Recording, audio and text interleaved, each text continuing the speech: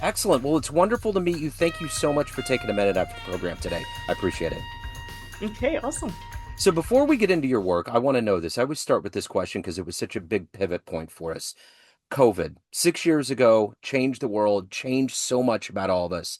How did you get through that era, and how has it changed the way that you work and live today? Oh, that's a really good question. COVID. Okay, so COVID, interesting story is that we decided to, I was a humanitarian diplomat at the time, and I was in the Dominican Republic, and we were actually going to stay in country at that time, Mhm. but then there was like this fire that went out in the dump, so we decided to leave before the country closed, and everything was moving towards remote. So we actually got to spend our just a bunch of time in Martha's Vineyard. And so we spent 6 months there, and that was really life changing Yeah. because there was no tourists. It was just all the locals, and there was so many diverse little neighborhoods and groups. And that moment actually allowed me to connect more with my family. So before I was like the high achiever on the go, go, go, go, go. And so I would work during the day, have events at night. I had outsourced like everything with the kids. So you're saying like the tutors, the school, the this. And I think with COVID, it grounded me. Well, one, I realized you don't know what's going to happen in the world.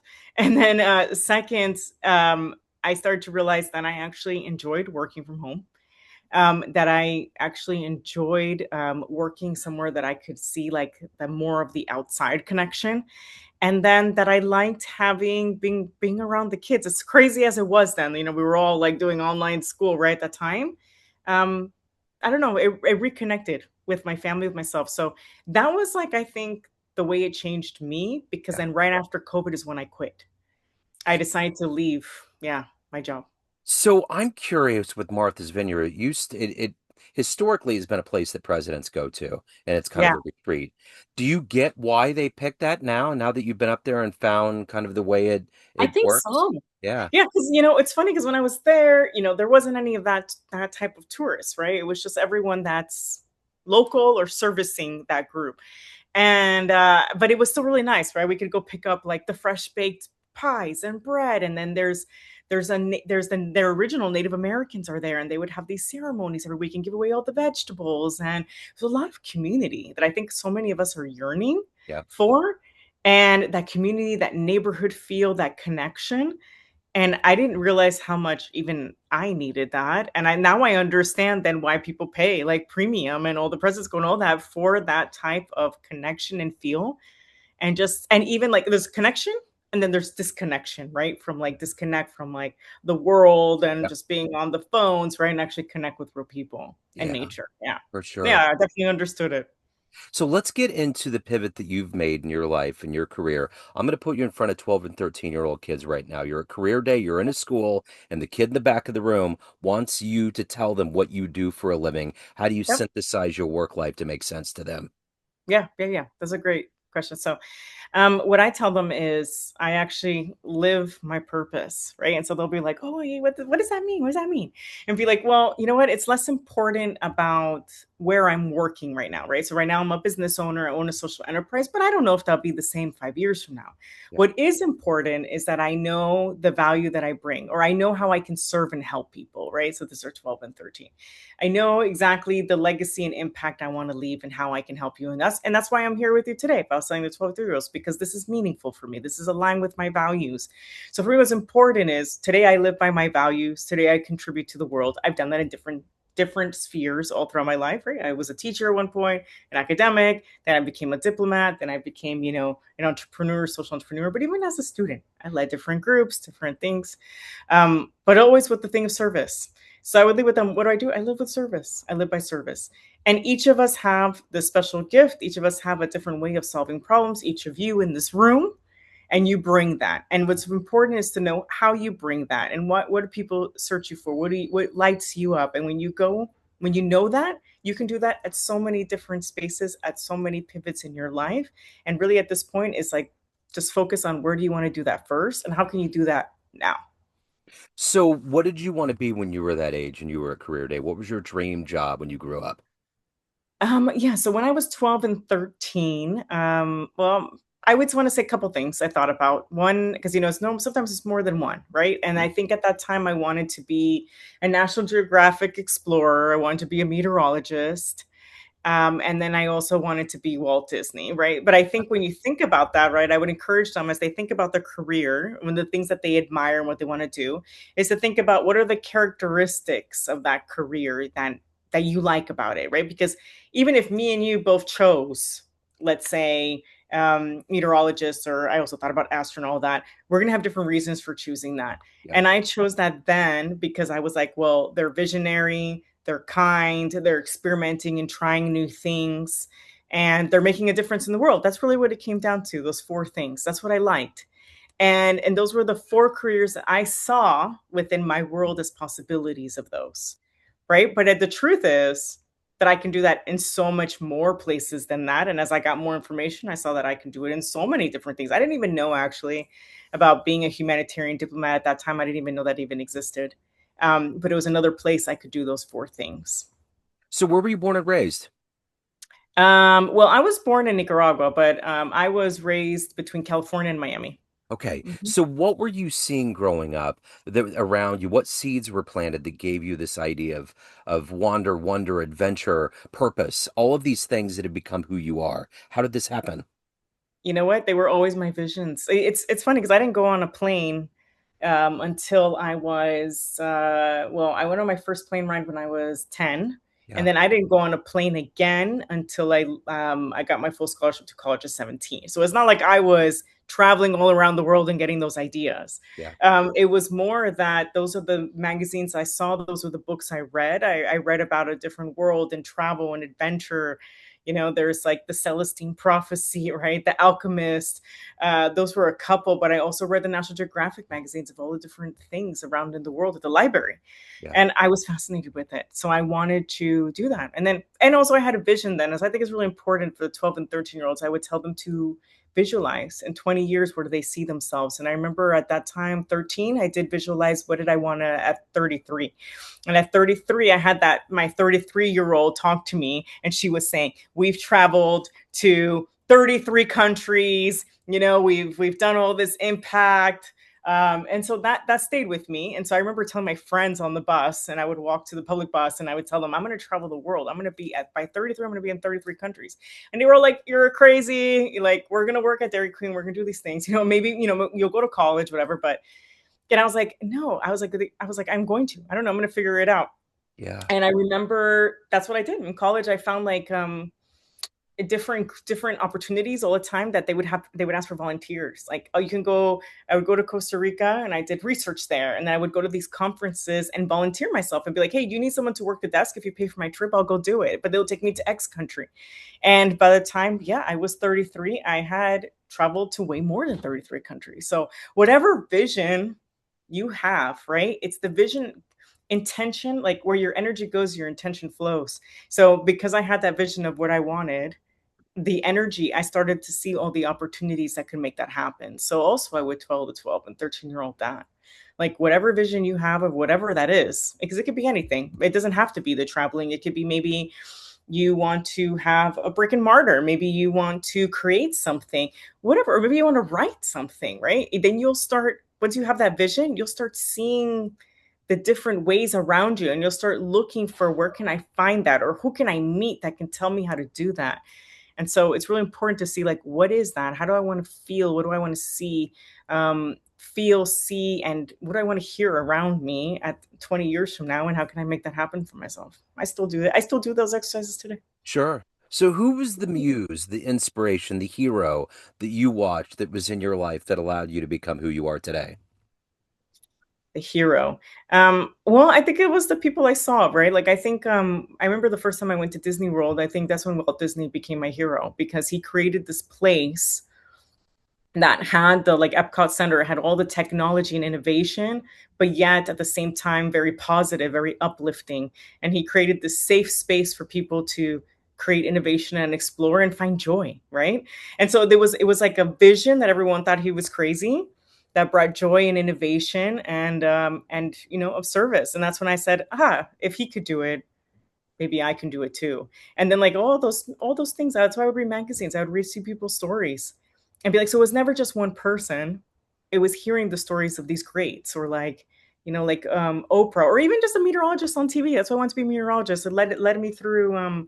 I went through the big earthquake in San Francisco in '89, then the Hurricane Andrew in '92 in Miami, and I always found it fascinating in the news, right, that they helped people through crisis, and I always thought, I always admired that too, and I saw that as a hero thing too, leading people through crisis and giving people support. So again, same characteristics, right? But Yeah. they were all, I saw humanity when anytime that humanity was at its best, those were the heroes for me, and how they could do that against all the other energy in the world. Speaking of all that other energy, we're in a strange time right now, and you were talking Yeah, about being a diplomat, and I feel like with everything that we're going through, that's a pretty epic responsibility to have to be able to negotiate because we've seen so much of a breakdown in America. yeah. Now that you look back on that time, is there a new light that shines around what you were doing during that time? Is there more importance? I think during that time, I learned a lot about, for example, we will try. Like, I think our not our first instinct is to see all of our differences, Yeah. and that was a lot of my job, was to find common ground with folks. Is that we see all these differences between countries, we see differences between people, or between even status and ranks, right? And we always want to be like, kind of either isolate or be like, no. Always our first response is no, it can't happen, no. And I think what I learned from there is a no can always turn into a yes if you can Yeah. find the common ground and push through the resistance. And pushing through the resistance is worth it. And it feels really difficult at that time. It feels like impossible. It wears you down. It brings you down like, oh my God, is this even worth it? But when you can actually push through that and you can bring people together to find common ground, and that could lead to peace, that can then lead to economic development, that can then lead to, I mean, I saw it personally, like I found like in the border between Dominican Republic, Haiti, which has a lot of these same tensions we see all over the world, right? We found a common ground. And then from there, found the leaders with the vision, and actually funded their visions, not what we wanted them to do. And when we found those dormant asses that people would have normally ignored because they don't have the status and rank, but gave them that opportunity, they then moved like fishing villages to ecotourism hubs, and they found, right, these common grounds and things, because we gave them the belief, like we believed that they could make it happen, and allowed it to happen, and then found that common ground between all the folks. I saw beautiful things happen. And that's, for me, it's one of the reasons why I left, right? Like, one of it was personal, in the sense that I realized I wanted to have more of this, but I also saw it as a bigger mission, where Yeah. I'm like, you know what? I'm seeing this not just here in diplomacy. Like, we have the tools in diplomacy to make, try to find these common grounds. But you know what? I'm seeing this everywhere, with teams, with groups, with families, with our own like friends, society, right? Because this is like all those things is what's leading to that breakdown when we have the diplomacy, all these external factors. Yeah. And that's what led me to lead, being like, I need to go out there and look at all these different sectors and bring this all around, because that is what leading to the breakdown here. So let's go to the root cause of it, which is larger than this one situation that we're in. And that's, I mean, I'm super thankful for that experience, because that's what led me to realize that I wanted to have larger impact, and look at things from actually the root source of it. The beauty of humanity is that there's all kinds of people that are out there that are visionaries that are trying to make a change all the time. Yeah. Right now, at this current state in your life, if you could meet one person on the planet right now that's making changes and you could talk to them, have a lunch that might help you on your mission, who would you love to talk to? Oh, that's great. Actually, I do. You know what? I'm going to give a story, just a really short one. Sure.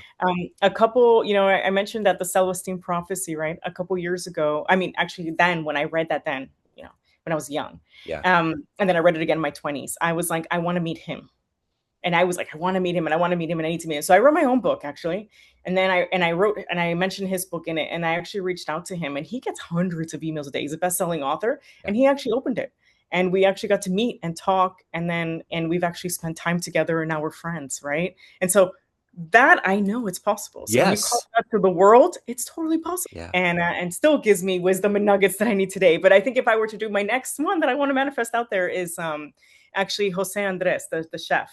Yeah. that in the world, in the kitchen, Yeah. his whole work on the World Central Kitchen.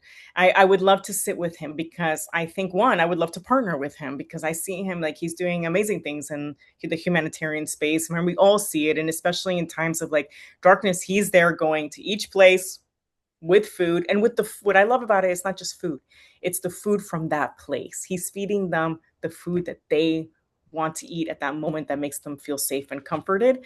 And I think at the same time, I think there's a partnership because he's bringing food and I'm bringing in the human potential side of going, not only, food is one thing, but I think people need to realize that they don't need to dim their light, they still have power.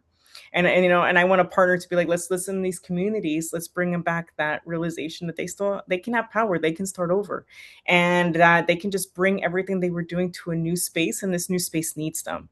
And I saw that last year in the humanitarian sector got really hit really bad last year. Yeah. He was able to bring all these workshops to these folks that had lost their jobs and be like, this is not the end. This Yeah. is a new beginning. And Mhm. now, you know what? You're not defined by that one space. You can now bring it to a new space. And I know that right now with the world changing, that we're all saying like all these negative things about like, oh, AI is going to take our job or all these things are going to happen. I want to see it as, well, see this as an opportunity, actually. Now you get to bring it. Okay, that, you know what? AI is changing our world, just like when we learned that the world was round, changed our world, just like when we learned the TV and the phone came, right? This is our new thing that's coming for us. Why don't we see it as an opportunity that now our human intelligence is going to matter more than ever? Yep. And what we bring in as humans and humanity is going to matter more than ever. So now see it as an opportunity of like, where can I bring the only thing that I can bring forward? Yeah. So I would love to sit Yeah. with him And and just partner. we got it out in the universe. So We did. the cornerstone to what you're doing is optimism and energy. So every day you wake up and you look at the way you want to change the world and you want to work. What is that energy for you every day to do that well? You have a soul that you need to take care of. What is that collective energy to do this at a high level every day? Oof. I have to start yeah, because a lot of my work is really about unpacking human potential, right? And not just like on an abstract way. It's really helping people discover in groups like how is it that they uniquely solve problems? How do they unpack that and how do they position that right into the world to make change? And but every day I have to wake up because there is all this negativity around, right? And this work is hard, and even when you've, quote, as we say, made it, you still have to, there's always like a new hurdle to jump, right, to in this new world we live in, right? So every day I start with I have to remind myself that I'm safe. And so what do I mean by that is you can't bring abundance and you can't manifest what you want unless you feel abundant yourself. And so the problem is a lot of times we feel all the scarcity, like, oh, but I haven't done this, I haven't done that. I can tell you from someone who's had a PhD, been an executive, all those things, that doesn't, even the money doesn't, that doesn't then go away. Yeah. And so it's not that like every time we're like, oh, well, when I do this, I'll feel this. No, you have to feel that today. And so what I have to do every day is remind myself that I am abundant. So when I wake up, it's like a gratitude, like I'm abundant for my family, I'm abundant for the impact I've already made. And it doesn't matter even if you're 12, 13, you've helped a friend, you've helped someone, right? This abundance exercise can happen at any time in your life, Mhm. but it's really about I am abundant.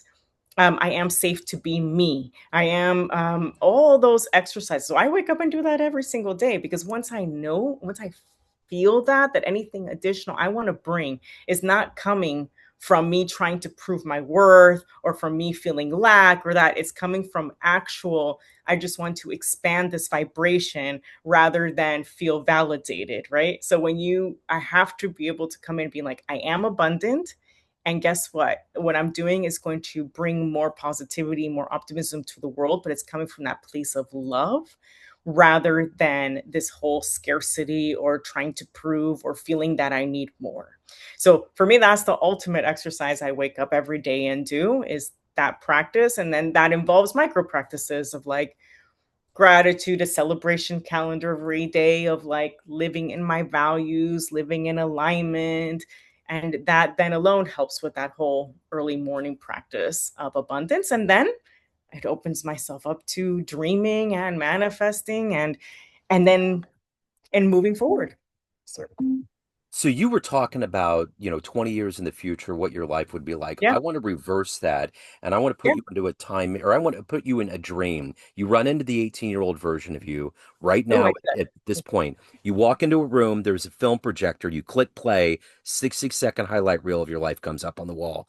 Does that Yeah. young version of you believe your life turned out this way? Oh, my young person is well, at 18, so proud of me, right? Because at 18, I mean, that's I left home at 17, right? And on Yeah. this full scholarship to Swarthmore.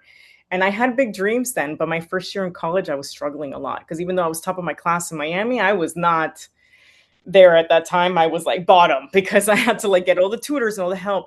But I think what would have that highlight reel, what would have told her is that, okay, this is worth it. Like the sacrifice right now is worth it, because I was there going like with my tutor, and I that the school had given me coach. I had gone out and asked for help because I was like, I am not going home. This is I am going to figure this out. I'm going to succeed, and I'm going to get all the help that I need to make that happen. But at that time, I felt like, is this really going to work out? And is this really worth it? And I'm sacrificing so much for this, and I'm working 6 jobs and the whole thing, and studying full time. So I think at that time, that person, it would give her relief to be like, it is completely worth it to do Yeah. this now. And that all those dreams that I have, they're real. So just, give me that gives that boost. Yeah. So on that highlight reel, what are you the proudest of? What are you the happiest about that's happened in your life? I've impacted a lot of people. Like I would say right now, I've worked with 5,000 people even in the last like years. And I mean, that those are the ones that I've counted in the last and these people have gone to do amazing things, right? Land jobs, start their own social enterprises, nonprofits, or people have just moved up in organizations, but have the heart, like that they have like even helped people in their orgs, and even given them that freedom to go after what they want, and positivity, and release all that scarcity and hate and whatever. So, when I write my own obituaries, I do this exercise. I feel pretty good. Like I feel like even if I die tomorrow, I did what I was meant to do. Yeah. So what's the word retirement mean for you? Does that factor into anything that you look at in your life? No, No. no, there's no retirement for me. I mean, the slowing. I would say, I don't know. Sometimes I think about this. Sometimes I go back and forth. I Yeah. think high achievers with I call my group like high achievers with big hearts. We go through like this dichotomy every morning of like wanting to go, do this big thing, and at the same time go rest on a beach. Yeah. And rather than, one of the things I've come to terms with is, I don't want to make retirement a destination, right? There's all this research that when you wait till retirement to do that, you actually don't enjoy it because you didn't practice being present and joyful before that. And so one of the big changes I think I've even made in the last year is, retirement is that practice is, even today, is creating time for joy and fun, and also with achievement and contributing and being helpful. And that for me is like, that has to be part of my every day and my every month. And then I know that the more I practice it now, the more even enjoyment retirement is going to happen, because I'm not going to stop working, but it'll be different work. And I'm hoping then is that what it'll be is service without worrying about my livelihood. Yeah. You're right. And be like, just being able just to be of service wherever I am. It might even be in my own, and micro counts just as much as my macro. I might be the one helping my retirement community, right? Like Zumba classes, who knows what, but that's still helping people, but I will be doing it at my own speed and my own pace, and not have to worry about that. But I don't see myself ever like being sitting still, because I find joy in meaningful work, right? And I find Absolutely. joy of being in service. So I just see myself being able to do more of that Yeah. without the pressures of society. Absolutely. So let me ask you this. Everyone has a perception of you, family, friends, clients, colleagues, everyone that knows you in different capacities, but you're the driving force of what we see. What's your perception of you? Who do you think you are? I think I'm someone who's always going to be optimistic. I mean, I know they see that too, but I think they don't see that they might see sometimes the highlight reel, what you're saying, right? Like, oh, okay, like I everything I've said and I've spoken out has happened, but it's not about the achievement. The achievement, it was before, and I've let that go. And that's my whole book about that. Creating Luminous Life is about alignment and purpose, and I've let it go. And so I think for me, the driving force around me is about, I want to see society shift. I don't want, and some of it's for my kids. Yeah. I want my kids to not have to be in a better world where, optimism and heart led people, and maybe protect them a little bit from that other side. um but yeah, I don't know. I am authentically who I am, so I think they do see that too. So I don't know there'll be much dichotomy in Sure. what they see and who I am. But I think if maybe someone who didn't know me that well might interpret it as, oh, this person's very driven for achievement or for those things. But it definitely comes from a deeper, much deeper place of of being of service, and really to stop like the pain in the world, because I digest that. I think also things that they don't see is that I do struggle a lot. I think if anything, what people don't see is that I don't really share as much as my own struggles, which is why I need those practices. Hmm. I have to every day remind myself I'm abundant. I was prone to depression and anxiety as a kid. And so that whole practice of every day of reminding myself of all that I am enough, that my value is not just helping, and that all those things I have to do every single day. And a lot of times people don't see that inner struggle that I go through. So I guess what they don't see is like the complexity. Yeah, Yeah. absolutely. So if anybody wants more of what you're doing, dive in, hire you, any of the good business, where's the best place to go? LinkedIn's the best. My name Esther Zeledon, but I'm also on Instagram under Be Act Change. Okay. And we also in there we also have like we have this podcast, also just what I needed, for heart led high achievers when they go through. But yeah, all of our businesses there, and we also have this new app we're building for people to know what their potential is. Right? Sometimes we need that. It calls you, you do the external processing, it learns your patterns, and then tells you what value you bring, and so that you can practice it and you can be it. Because a lot of times we let go of our dreams because we think we can't achieve them. Yeah. Yeah. Beautiful. I will put all these links in the show notes. What a joy. Thank you so much for your story, for the light you're putting in the world, and best of luck with all the work you're doing. Thanks, Joe. This was great.